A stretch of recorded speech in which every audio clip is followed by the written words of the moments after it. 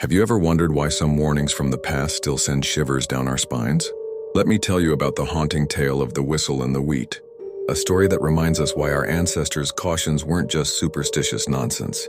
In a small farming village nestled between rolling hills and endless wheat fields, there was an unspoken rule passed down through generations: never ever stay in the wheat fields after sunset. The elders spoke of the whistler, a presence that would announce itself with an otherworldly tune carried on the evening breeze. Parents would usher their children inside as dusk approached, and farmers would hurry to finish their work before the sun dipped below the horizon. But you know how these old warnings go.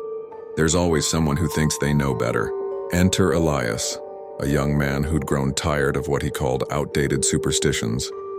He was the kind of person who needed proof, who challenged traditional wisdom with modern skepticism. "These are just stories to keep children in line," he'd say with a dismissive laugh.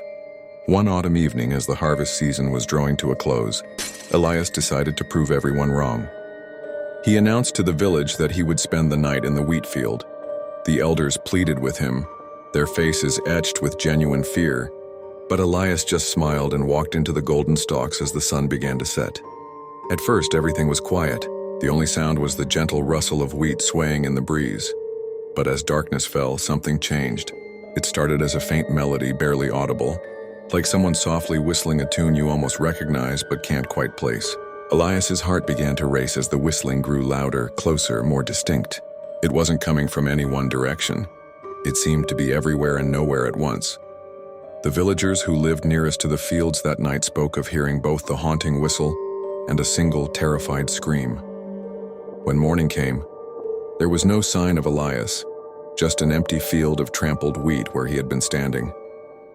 To this day, as evening approaches and the wind moves through the wheat, people say they can still hear that same eerie whistle.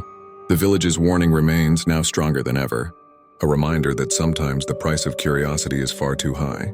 Perhaps our ancestors' warnings weren't meant to restrict us, but to protect us from things they learned about the hard way. After all, not every mystery needs to be solved, and not every ancient warning should be tested. Sometimes the wisest choice is simply to listen to those who came before us.